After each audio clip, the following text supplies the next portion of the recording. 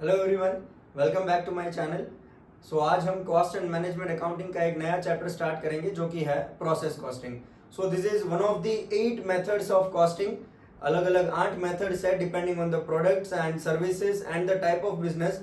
8 अलग अलग मेथड्स दिए हैं कॉस्टिंग करने के, जिसमें से एक मेथड है हमारा प्रोसेस कॉस्टिंग। सो सबसे पहले हम प्रोसेस कॉस्टिंग क्या होता है, कैसे इंडस्ट्रीज में यूज होता है, क्या प्रोसीजर फॉलो किया जाता है, कब यूज किया जाता है, ये सारी चीजें प्रोसेस कॉस्टिंग के बारे में हम पहले समझेंगे। उसके बाद हम प्रैक्टिकल पोर्शन कवर अप करेंगे।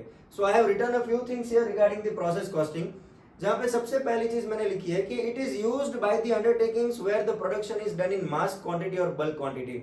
सिर्फ ऐसी जगह पे प्रोसेस कॉस्टिंग यूज किया जाता है जिस इंडस्ट्रीज में प्रोडक्शन मास क्वांटिटी में होने वाला है, बल्क क्वांटिटी में होगा। यानी यहाँ पे ऑर्डर का जो क्वांटिटी है वो बहुत ज्यादा होने वाला है। अगर आप एक या दो ऑर्डर देना चाहोगे तो उसके लिए हम प्रोसेस कॉस्टिंग फॉलो नहीं करते हैं। अगर आप एक या दो ही ऑर्डर देना चाहते हो तो उसके लिए job costing is more feasible. लेकिन अगर आपको 1000, 2000, 10,000, 15,000 क्वांटिटी का ऑर्डर आपको देना है तो उसके लिए प्रोसेस कॉस्टिंग यूज किया जाता है। यानी इन industries where the production is done in mass quantity, जहां पे बहुत ज्यादा क्वांटिटी में एक साथ प्रोडक्शन होने वाला है। दूसरा, production of identical products and similar products is done. Production जो होगा वो आइडेंटिकल प्रोडक्ट्स का होगा, यानी हर प्रोडक्ट जो प्रोड्यूस होगा एक पर्टिकुलर प्रोसेस में से, सारा आउटपुट कैसा होगा, सेम होगा, सिमिलर आउटपुट होगा। अगर आप बात करो यहाँ पे प्रोडक्शन की, तो जनरली प्रोडक्शन जो है वो दो तरीके से होता है। एक होता है वन ऑन वन प्रोडक्शन और दूसरा होता है प्रोसेस और बैच। एक होता है वन ऑन वन प्रोडक्शन, दूसरा होता है प्रोसेस और बैच में प्रोडक्शन। सी हम यहाँ पे सिर्फ एक छोटा सा डिफरेंस समझेंगे ताकि ये दो पॉइंट्स हम अच्छे से यहाँ पे कवर अप कर सके। मैं एक एग्जांपल लेता हूं, जैसे मैंने यहाँ पे एग्जांपल लिया है कि आप एक टेलर का एग्जांपल ले सकते हैं। अब टेलर का जो एग्जांपल है वो वन ऑन वन प्रोडक्शन के लिए भी फिजिबल है और प्रोसेस के लिए भी फिजिबल है। फॉर एग्जांपल, एक छोटा सा शॉप है, एक मामूली सा शॉप है जहां पे एक टेलर काम करता है क्लोथ स्टिच करने का। अगर मैं वहां पे अपने क्लोथ स्टिच करवाने जा रहा हूं तो मेरा ऑर्डर का क्वांटिटी कितना है? ऑर्डर का क्वांटिटी बहुत कम है, वेरी लेस क्वांटिटी। मैं ज्यादा से ज्यादा 1 पेयर या 2 पेयर्स ऑफ क्लोथ उसके पास स्टिच करवाऊंगा। वन ऑन वन प्रोडक्शन क्या होता है? जहां पे लेस क्वांटिटी, बहुत कम क्वांटिटी में काम होता है। और हर जॉब कैसा होता है? Every job is unique.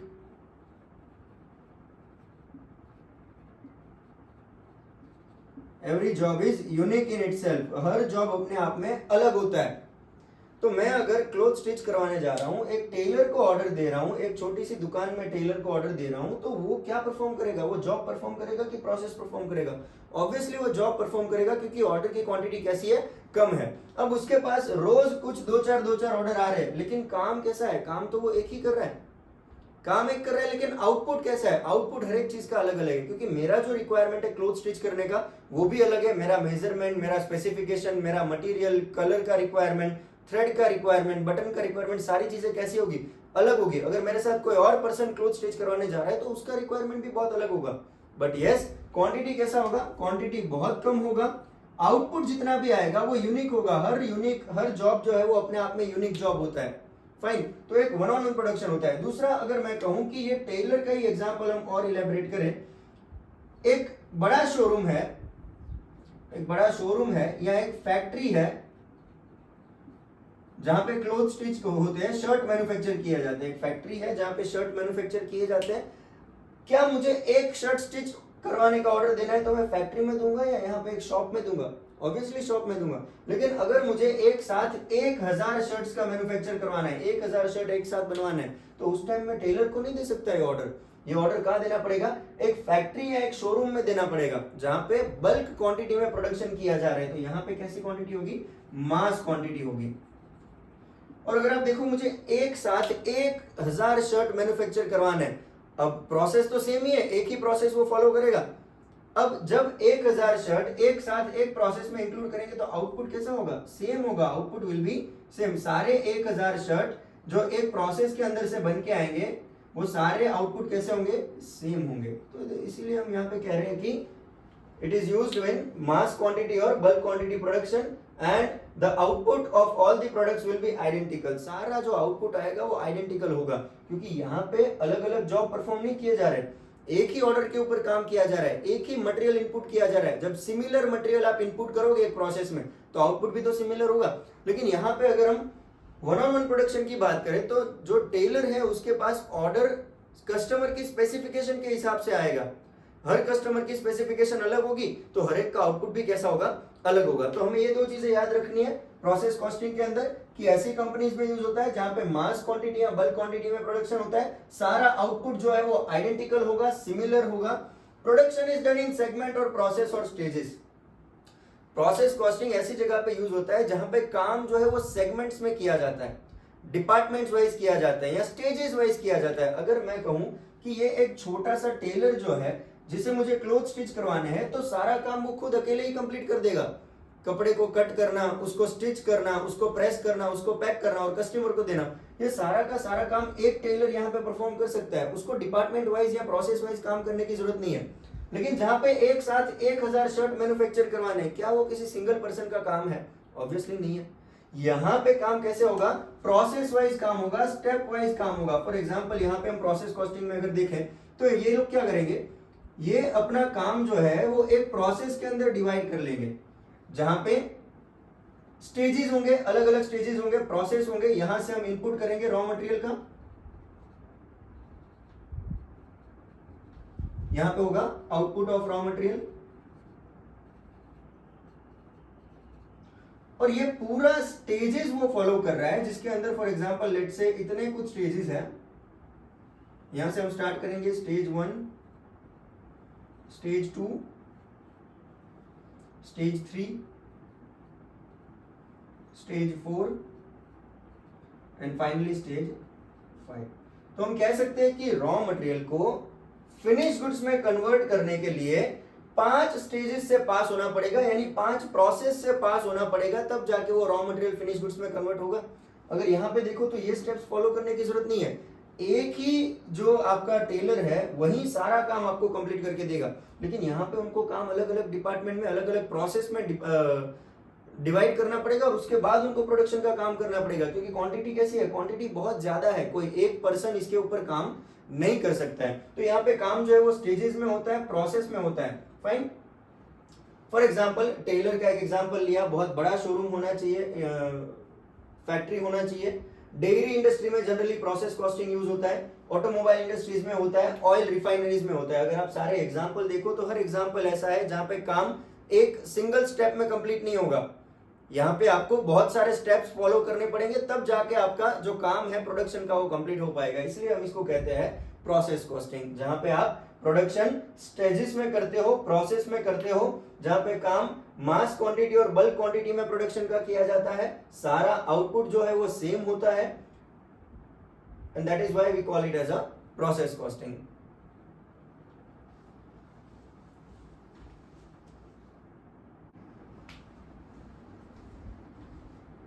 So process costing use करके हम कॉस्ट कैसे कैलकुलेट कर सकते हैं, कैसे कॉस्टिंग निकाल सकते हैं। सो लेट्स से कि हम उसी एग्जांपल को आगे कंटिन्यू करें कि एक फैक्ट्री ने अपना काम कुछ इस तरीके से डिवाइड किया है जहां पे वो सबसे पहले क्लोथ को कट करते हैं। हम एक शर्ट मैन्युफैक्चरिंग कंपनी का ही एग्जांपल ले रहे हैं। क्लोथ को कट करना उनका पहला प्रोसेस है, स्टिचिंग ऑफ क्लोथ उनका दूसरा प्रोसेस है, और तीसरा है press and pack the product. 3 steps में उन्होंने अपना काम डिवाइड करके रखा है, क्योंकि प्रोसेस कॉस्टिंग फॉलो कर रहे हैं, वो प्रोसेस फॉलो कर रहे हैं प्रोडक्शन के लिए, तो उन्होंने अपने काम को डिवाइड कर दिया है। जहां पे पहला काम है क्लोथ को कट करना, दूसरा है क्लोथ को स्टिच करना, और तीसरा है उसको प्रेस और पैक करके कस्टमर को पहुंचाना। अगर मैं यहाँ पे इस पर्टिकुलर स्टेज को प्रोसेस 1 लिख सकता हूं, I can write it as process 1, I can write it as process 2, and this will be my process 3। अब जैसे हमने कहा कि तीनों काम कोई एक पर्सन के लिए करना पॉसिबल नहीं है, और तीनों काम में सेम रॉ मटेरियल भी आप इनपुट करोगे, ये भी पॉसिबल नहीं है। सो इफ यू से क्लोथ को कट करना, सबसे पहला प्रोसेस है हमारा क्लोथ को कट करना। यहां पे अगर आप देखो पहले प्रोसेस के अंदर मेनली एक्सपेंस जो है वो 3 टाइप के हो सकते हैं। पहला मटेरियल का खर्चा, दूसरा लेबर, और तीसरा ओवरहेड्स। किसी भी प्रोडक्शन का काम करने के लिए हमारे तीन मेजर एलिमेंट्स जो होते हैं कॉस्ट के, मटेरियल, लेबर और ओवरहेड। तो पहला जो प्रोसेस है, क्लोथ को कट करने के लिए आपके पास मटेरियल का होना जरूरी है, आपके पास कपड़ा तो होना चाहिए। ये क्लोथ ही हमारे लिए क्या होगा, मटेरियल होगा। तो सबसे पहला कॉस्ट आपको किसका लगेगा, मटेरियल का लगेगा। उसके बाद आपने कोई पर्सन इसके ऊपर लगाया होगा, कोई लेबर इसके ऊपर काम कर रहा है, तो लेबर को वेजेस देना वो भी एक खर्चा हो जाएगा। और उसके अलावा कुछ और ओवरहेड एक्सपेंसेस आप करोगे, तब जाके आपका पहला जो प्रोसेस है वो कंप्लीट होगा। लेकिन क्या पहला प्रोसेस कंप्लीट करने से हमारा रॉ मटेरियल फिनिश गुड्स में कन्वर्ट हो गया? नहीं। अभी इसको फिनिश गुड्स में कन्वर्ट करने के लिए कहां जाना पड़ेगा, इसको जाना पड़ेगा प्रोसेस 2 के अंदर। यानी क्लॉथ कट करने के बाद उसको क्लॉथ को स्टिच करने के लिए भेजा जाएगा। जब आप क्लॉथ को स्टिच करने के लिए भेजोगे, आपका प्रोसेस बदल गया है, अब आप प्रोसेस 2 के ऊपर काम कर रहे हो। अब प्रोसेस 2 के अंदर अगेन आपको कुछ नए एक्सपेंस करने पड़ेंगे। फॉर एग्जांपल मटेरियल का खर्चा, लेबर का खर्चा और ओवरहेड्स का खर्चा। अब बोलोगे यहां पे तो मटेरियल आ गया था, फिर यहां पे कैसे मटेरियल की रिक्वायरमेंट है? तो अगर आप देखो, क्लॉथ कट करने के लिए तो आपको रॉ मटेरियल की रिक्वायरमेंट है। रॉ मटेरियल होगा तो उसको आप कट करोगे, उसके बाद आप स्टिचिंग के लिए भेजोगे। जब आप स्टिच करते हो क्लॉथ को, तो थ्रेड की रिक्वायरमेंट है। थ्रेड हमारे लिए क्या है, एक नया मटेरियल है। हर प्रोसेस के अंदर एक नया मटेरियल जाएगा, यूज होगा। हर प्रोसेस के अंदर एक नया लेबर काम करेगा और हर प्रोसेस के अंदर नया ओवरहेड का खर्चा भी होगा। हर प्रोसेस में कुछ ना कुछ एक्सपेंस आपको होगा। अब क्लॉथ को स्टिच करने के बाद भी रॉ मटेरियल कहां फिनिश गुड्स में कन्वर्ट हुआ? नहीं हुआ। इसको कहां भेजना पड़ेगा, प्रोसेस 3 के अंदर भेजना पड़ेगा। फाइनल प्रोसेस यहां पे है, स्टेप यहां पे है, प्रेस और पैक करना मटेरियल को, उसके बाद वो फिनिश गुड्स में कन्वर्ट हो जाएगा। जब आप उसको प्रोसेस 3 में भेजोगे तो अगेन आपको कौन से खर्चे करने पड़ेंगे, मटेरियल, लेबर और ओवरहेड्स। ये इतने एक्सपेंसेस आपको अगेन इनकर करने पड़ेंगे, तब जाके आपका रॉ मटेरियल जो है वो फिनिश गुड्स में कन्वर्ट होगा। Now see what will happen here कि प्रोसेस 1 में मटेरियल, लेबर और ओवरहेड का कुछ खर्चा हो गया। फॉर एग्जांपल इफ आई से, आपने प्रोसेस 1 के अंदर 8,000 रुपए का खर्चा कर दिया।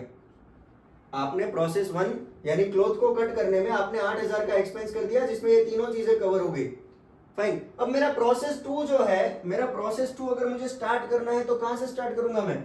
ये पहली प्रोसेस का जो मटेरियल है वही मैंने प्रोसेस 2 में भेजा है। मुझे टोटल प्रोसेस का कॉस्ट निकालना है कि पूरी प्रोसेस का खर्चा कितना हुआ प्रोडक्ट बनाने का।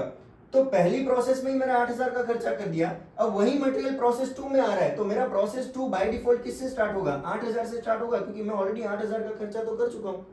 अगर मैं कहूं कि प्रोसेस 2 के अंदर आपने 5,000 का खर्चा कर दिया, आपने प्रोसेस 2 के अंदर मटेरियल, लेबर और ओवरहेड का खर्चा 5,000 कर दिया, लेकिन वो 5,000 थोड़ी काउंट होगा प्रोसेस 3 में। प्रोसेस 3 तक आते आते टोटल खर्चा कितना कर दिया आपने, 8,000 प्लस 5,000, यानी 13,000 का खर्चा आप ऑलरेडी कर चुके हो इसके ऊपर। लेकिन प्रोसेस 3 अभी बाकी है। अब मैं कहूं प्रोसेस 3 को कंप्लीट करने में आपने 2,000 रुपए का और खर्चा कर दिया। अब टोटल कॉस्ट कितना हो गया एक प्रोसेस का, एक प्रोसेस का टोटल खर्चा हो गया 15,000। यही पर्टिकुलर चीज हमें यहाँ पे कैलकुलेट करनी है कि एक प्रोसेस कंप्लीट करने में, रॉ मटेरियल को फिनिश गुड्स में कन्वर्ट करने में आपने कितना टोटल खर्चा कर दिया हर प्रोसेस के अंदर। तो पहली प्रोसेस में आपने 8,000 का खर्चा किया। दूसरी प्रोसेस जो स्टार्ट होगी वो बाय डिफॉल्ट 8,000 से स्टार्ट होगी, प्लस 5,000। थर्ड प्रोसेस का कितना हो जाएगा, 13,000 प्लस 2,000। फाइनल प्रोसेस कॉस्ट कितना होगा, 15,000। तो आप हमेशा याद रखना कि पहली प्रोसेस का जो आउटपुट होता है, output of one process will be input of another process। एक प्रोसेस का जो आउटपुट है वो अगली प्रोसेस का इनपुट कंसीडर किया जाएगा। तो इस तरीके से प्रोसेस कॉस्टिंग के अंदर हमें कैलकुलेशन करना है कि हर प्रोसेस का खर्चा कितना किया और फाइनल प्रोसेस का कॉस्टिंग आपको कितने रुपए पड़ा। अब इसको कैलकुलेट करने के लिए एक बहुत ही बेसिक सा फॉर्मेट हमारे पास है। हम प्रोसेस कॉस्टिंग के अंदर अकाउंट बनाते हैं। जनरली हम कॉस्ट एंड मैनेजमेंट अकाउंटिंग के अंदर अकाउंट्स नहीं बनाते हैं, हम स्टेटमेंट्स बनाते हैं, शीट्स बनाते हैं। लेकिन ये एक पर्टिकुलर चैप्टर ऐसा है जहां पे आपको अकाउंट्स बनाना है। जैसे आप अकाउंटिंग फॉर मैनेजर सब्जेक्ट के अंदर बनाते थे पर्टिकुलर्स अमाउंट, बस एक कॉलम का यहाँ पे एडिशन होगा। हम एक बेसिक जनरल फॉर्मेट के ऊपर आते हैं जो आपको सारे प्रोसेस के अंदर यूज आप कर सकते हो।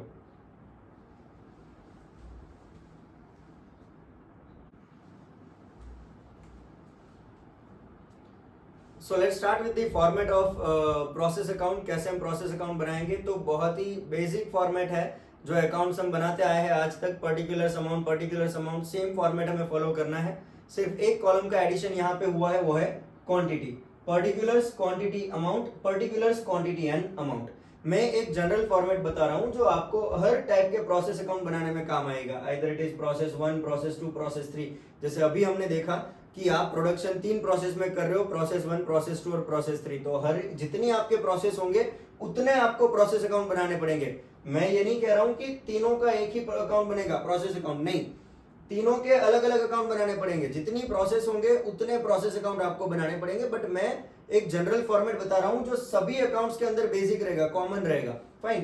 तो जब भी आप स्टार्ट करोगे प्रोसेस अकाउंट बनाना, तो जनरली जब आप प्रोसेस 1 अकाउंट बना रहे हो, प्रोसेस 1 अकाउंट जब आप बनाते हो तो आपको स्टार्ट करना पड़ता है 2 यूनिट्स इंट्रोड्यूस के साथ। क्यों? क्योंकि जब भी आप प्रोसेस 1 स्टार्ट करते हो, पहला प्रोसेस जब आप स्टार्ट करते हो, तो प्रोसेस 1 के अंदर आपको सबसे पहले रॉ मटेरियल इनपुट करना पड़ेगा। कुछ यूनिट्स इनपुट करने पड़ेंगे रॉ मटेरियल के, तब जाके आपका प्रोडक्शन का काम स्टार्ट होगा। तो प्रोसेस 1 हम कहां से स्टार्ट करेंगे? हमेशा 2 यूनिट्स इंट्रोड्यूस। लेकिन जब हम प्रोसेस 2 स्टार्ट करते हैं, जब हम प्रोसेस 2 बनाते हैं, तो प्रोसेस 2 यूनिट इंट्रोड्यूस से स्टार्ट नहीं होता है। मैंने क्या कहा था? प्रोसेस 1 का आउटपुट प्रोसेस 2 का इनपुट बन जाता है। तो प्रोसेस 2 आप जब भी स्टार्ट करोगे तो किससे स्टार्ट होता है? To previous process, to previous process, या फिर मैं ये कहूं टू प्रोसेस 1, क्योंकि ये कहां से स्टार्ट होगा? प्रोसेस 1 के आउटपुट से स्टार्ट होगा प्रोसेस 2। तो हमारा यहां पे क्या, अगर जब हम प्रोसेस 2 बना रहे तो हमें स्टार्ट करना है टू प्रीवियस प्रोसेस। जब आप प्रोसेस 2 अकाउंट बनाओगे तो आपको स्टार्ट करना है टू प्रीवियस प्रोसेस। जब आप प्रोसेस 1 से स्टार्ट करोगे तो आपको स्टार्ट करना है 2 यूनिट्स इंट्रोड्यूस। आपने कितना इनपुट दिया, कितना रॉ मटेरियल आप इनपुट कर रहे हो। फाइन। उसके बाद हमने देखा कि हर प्रोसेस के अंदर कुछ एक्सपेंसेस आपके होंगे। कौन से एक्सपेंस होंगे? डायरेक्ट मटेरियल के एक्सपेंस होंगे, डायरेक्ट वेजेस और डायरेक्ट एक्सपेंस, या हम कहेंगे ओवरहेड्स। ये 3 टाइप के मेजर कॉस्ट आपके इनकर होंगे हर प्रोसेस के अंदर। तो यूनिट्स इंट्रोड्यूस का खर्चा करने के बाद नेक्स्ट आएगा to direct material, to direct wages and to overheads. ये इतनी चीजें फॉर्मेट में कॉमन रहेगी। टू, अगर प्रोसेस 2 बना रहे हो तो to previous process, to direct material, to direct wages, to overheads. अगर प्रोसेस 1 बना रहे हो, 2 units introduce, to direct material, to direct wages, to overheads. आपका डेबिट साइड क्लियर हो जाएगा। डेबिट साइड की सारी इंफॉर्मेशन आपके पास रेडीली अवेलेबल होगी क्वेश्चन के अंदर, कि आपने कितने यूनिट्स आपने इंट्रोड्यूस किए, उसका खर्चा कितना हुआ था आपका। फॉर एग्जांपल मैं कहूं कि आपने 10 यूनिट का रॉ मटेरियल इनपुट दिया, 10 यूनिट्स आपने इनपुट दिए, एक यूनिट का खर्चा फॉर एग्जांपल 15 रुपए था, एक यूनिट 15 रुपए का था, तो 10 मल्टीप्लाइड बाय 15 कितने हो जाएंगे? Amount will be 150। और यहाँ पे क्या आ जाएगा? यूनिट्स इंट्रोड्यूस 10 और अमाउंट विल बी 150। तो ये इंफॉर्मेशन आपके पास ऑलरेडी क्वेश्चन में अवेलेबल होगा। फाइन। तो क्वांटिटी और अमाउंट आपके पास होगा हमेशा। मटेरियल, अगर हम मटेरियल की बात करें, आपने एडिशनल कितना मटेरियल यूज किया, तो मटेरियल का भी आपके पास इंफॉर्मेशन अवेलेबल होगा। वेजेस, कितना वेजेस आपने लेबर को दिया, तो याद रखना लेबर कभी क्वांटिटी में नहीं दिए होते हैं, लेबर हमेशा अमाउंट दिया होता है, पर क्वांटिटी की हमें रिक्वायरमेंट होती भी नहीं है लेबर के लिए। तो डायरेक्ट वेजेस आपको अमाउंट में दिया होगा। वैसे ही ओवरहेड का खर्चा आपने कितना किया, वो भी अमाउंट में अवेलेबल होगा। आपके पास मटेरियल, आपके पास क्वांटिटी जो है, क्वांटिटी सिर्फ यूनिट्स इंट्रोड्यूस्ड और मटेरियल की होगी। वेजेस या ओवरहेड्स की क्वांटिटी की रिक्वायरमेंट हमें नहीं है। फाइन। तो हम ये इतना डिटेल्स फिल करके हमारा डेबिट साइड क्लियर कर सकते हैं। अगर मैं कहूं कि आपने ये सारी चीजें मिलाकर आपका इनपुट जो है वो 100 यूनिट का हुआ, आपने 100 यूनिट्स का इनपुट दिया, और हमारा अकाउंट्स का रूल क्या है कि यहां पे जितना टोटल है उतना ही टोटल यहां पे भी होना चाहिए। अगर यहां मैंने 100 यूनिट का इनपुट दिया है तो यहां पे भी 100 ही होना चाहिए टोटल, क्योंकि अकाउंट का बेसिक्स है कि both the side should be equal. लेकिन क्रेडिट साइड पे क्या आएगा? 100 जो यूनिट्स इंट्रोड्यूस किए, याद रखना जो 100 यूनिट आपने इनपुट दिया रॉ मटेरियल का, कभी भी पूरा का पूरा रॉ मटेरियल फिनिश गुड्स में कन्वर्ट नहीं होता है। 100% कन्वर्जन कभी पॉसिबल नहीं है। रॉ मटेरियल जितना आप इनपुट करते हो उसमें से थोड़ा बहुत हमेशा क्या हो जाता है? वेस्ट हो जाता है। तो हम जो भी यूनिट्स इंट्रोड्यूस करते हैं, जो रॉ मटेरियल हम इंट्रोड्यूस करते हैं, उसमें से लॉस होता है, वेस्ट होता है। ये वेस्ट दो टाइप का होता है। पहला नॉर्मल लॉस, पहला क्या होता है? Normal loss. दूसरा होता है एबनॉर्मल लॉस, या फिर मैं ये कहूं एक्सपेक्टेड लॉस और अनएक्सपेक्टेड लॉस। प्रोसेस के अंदर जब भी आप रॉ मटेरियल को फिनिश गुड्स में कन्वर्ट करते हो, तो पूरा रॉ मटेरियल कभी फिनिश गुड्स में कन्वर्ट नहीं होता है। थोड़ा बहुत रॉ मटेरियल हमेशा क्या निकल जाता है? वेस्ट निकल जाता है, स्क्रैप निकल जाता है। बट वो लॉस दो टाइप का होता है, एक होता है नॉर्मल लॉस, दूसरा होता है एबनॉर्मल लॉस। या फिर हम कहे एक्सपेक्टेड लॉस और अनएक्सपेक्टेड लॉस। अगर मैं कहूं क्लोथ को आप स्टिच कर रहे हो, ये रेक्टेंगुलर फॉर एग्जांपल आपका रॉ मटेरियल मीटर में होता है, और इस तरीके से आपके पास मटेरियल है, कपड़ा आपके पास है, इसको आपको सर्कल में कट करना है। अगर आप इसको सर्कल में कट करते हो, तो बाकी का जो ये एरिया है, ये लॉस तो बाय डिफॉल्ट होने वाला है, तो वो उसे हम एक्सपेक्टेड लॉस कहेंगे। जो लॉस बाय डिफॉल्ट होने ही वाला है, आप एक्सपेक्ट भी कर रहे हो कि इतना लॉस तो एनी हाउ होने वाला है, वो लॉस कौन सा होगा? नॉर्मल लॉस होगा। ऐसा लॉस जो अनएक्सपेक्टेड था, इस मटेरियल को आपने सर्कल में कट करके स्टिच करने के लिए डाला, लेकिन स्टिचिंग में आपसे कोई एरर हो गया, आपसे स्टिचिंग प्रॉपर नहीं हो पाया, तो वो लॉस कौन सा है? हमारा अनएक्सपेक्टेड लॉस है, एबनॉर्मल लॉस है, जो आपको पता नहीं था कि होगा लेकिन हो चुका है। तो दो टाइप के लॉस होंगे। अब हमें एंट्री कैसे करनी है? 100 यूनिट में से कुछ, फॉर एग्जांपल कुछ यूनिट ऐसे होंगे जो नॉर्मल लॉस हो गया, कुछ यूनिट्स ऐसे होंगे जो एबनॉर्मल लॉस हो गया। फॉर एग्जांपल मैं कहूं कि 100 में से 10 यूनिट का आपका हो गया नॉर्मल लॉस, 10 यूनिट का हो गया एबनॉर्मल लॉस। तो मैं यहां पे लिख सकता हूं by normal loss 10 units by abnormal loss 10 units. लेकिन अमाउंट का क्या बताएंगे, कैसे कैलकुलेट करना है। अब मैं कहूं कि आपका 100 का इनपुट था, यहां पे भी 100 लाना है, नॉर्मल लॉस 10 का हो गया, एबनॉर्मल लॉस 10 का हो गया, बाकी का क्या होगा? By next process. तो अगली प्रोसेस में कितने यूनिट जाएंगे? 80 यूनिट्स जाएंगे। अब अगर आप टोटल करोगे तो 100 यूनिट हो जाएंगे। आपने पहली प्रोसेस में 100 का इनपुट दिया, जिसमें से 10 का नॉर्मल लॉस हो गया, यानी वो तो आगे बढ़ नहीं पाएगा।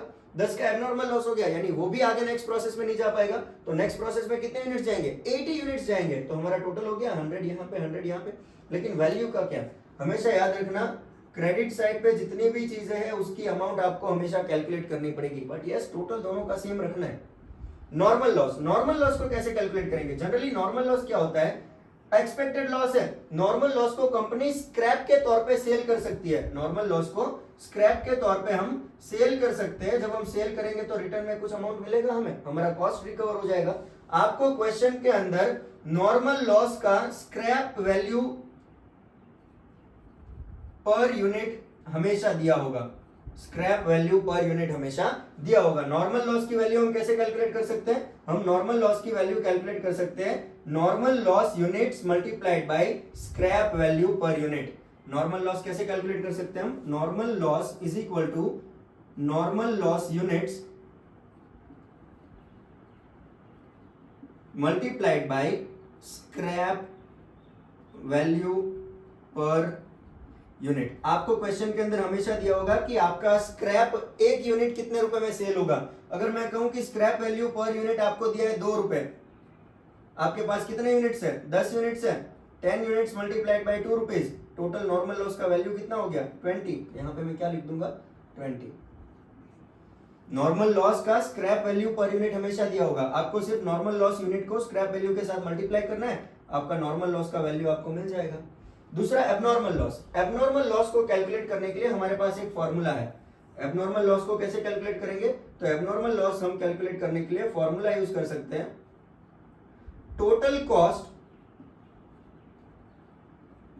Cost minus value of normal loss, total cost minus value of normal loss divided by units introduced minus normal loss units. ये फॉर्मूला यूज करके एबनॉर्मल लॉस हम कैलकुलेट कर सकते हैं। तो टोटल कॉस्ट क्या होगा? टोटल कॉस्ट में क्या क्या चीजें आती है? टोटल कॉस्ट में आता है unit introduce, direct material, direct wages और ओवरहेड्स। ये चारों का अगर हम टोटल करेंगे तो हमें क्या मिलेगा? Total cost minus value of normal loss. Value of normal loss मतलब नॉर्मल लॉस का amount. Divided by unit introduce, कितने यूनिट इंट्रोड्यूस किए थे, minus normal loss units, normal loss के यूनिट्स कितने हैं, ये इतनी चीजें फॉर्मूला में रखेंगे तो हमें क्या मिलेगा, abnormal loss cost per unit, cost per unit मिलेगा। अब क्या करना है, एबनॉर्मल लॉस की वैल्यू कैलकुलेट करने के लिए, एबनॉर्मल लॉस की वैल्यू कैलकुलेट करने के लिए हमें करना पड़ेगा cost per unit multiplied by abnormal loss unit.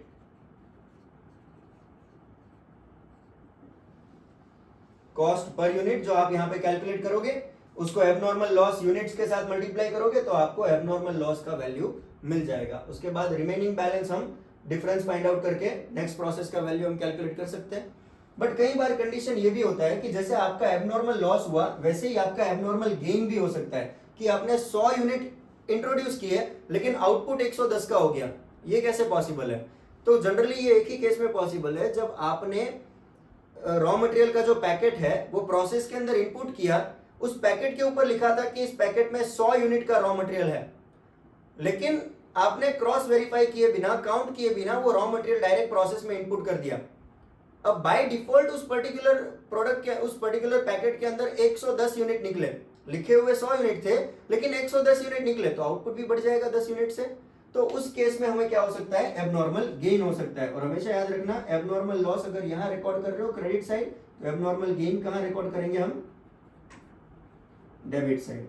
Abnormal gain लिख देंगे यहाँ पे। ये कुछ केसेस में पॉसिबल है, एबनॉर्मल लॉस भी हो सकता है, एबनॉर्मल गेन भी हो सकता है। एबनॉर्मल गेन के लिए भी हम सेम फॉर्मूला यूज करेंगे, ये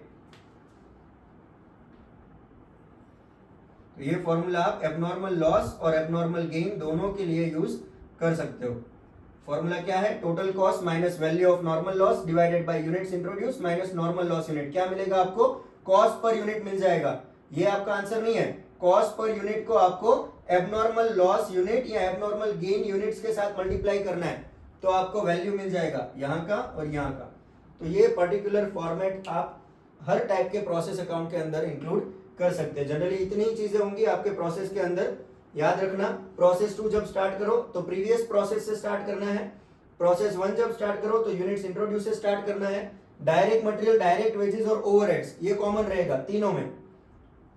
क्रेडिट साइड कुछ नॉर्मल लॉस होगा, कुछ एबनॉर्मल लॉस होगा, कई बार एबनॉर्मल गेन भी हो सकता है, और फाइनली नेक्स्ट प्रोसेस में कितना यूनिट जाएगा। अगर आप प्रोसेस 3 बना रहे हो तो ये नेक्स्ट प्रोसेस के बदले क्या हो जाएगा, बाय फिनिश गुड्स हो जाएगा, क्योंकि 3 प्रोसेस के बाद आपका कोई और प्रोसेस नहीं है। इसलिए फाइनल प्रोसेस अकाउंट जब आप बनाओगे, प्रोसेस 3 अकाउंट जब बनाओगे तो उसका जो आउटपुट है वो फिनिश गुड्स में कन्वर्ट हो जाएगा, वो अब नेक्स्ट प्रोसेस में नहीं जाएगा।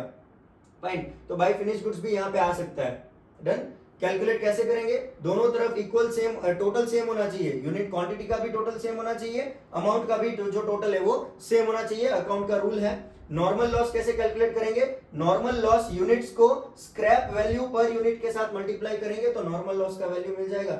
एबनॉर्मल लॉस कैसे कैलकुलेट करेंगे, पहले कॉस्ट पर यूनिट निकालेंगे, total cost minus value of normal loss divided by unit introduce minus normal loss unit. Total cost कैसे कैलकुलेट करना है, units introduce plus direct material plus direct wages plus overhead, तो आपको total cost मिल जाएगा minus value of normal loss divided by units introduce minus normal loss units, तो आपको cost per unit मिलेगा, उसको हम एबनॉर्मल लॉस के यूनिट्स के साथ मल्टीप्लाई कर देंगे, या ये होगा या फिर यहाँ पे कुछ क्वांटिटी आएगी वो होगा, उसको कॉस्ट पर यूनिट से मल्टीप्लाई करेंगे तो एबनॉर्मल लॉस या एबनॉर्मल गेन की जो वैल्यू है वो आपको मिल जाएगी। तो बस यही एक बेसिक सा फॉर्मेट है जो आपको फॉलो करना है। एक प्रैक्टिकल क्वेश्चन देखते हैं तो आपको अच्छे से क्लियर हो जाएगा। Thank you.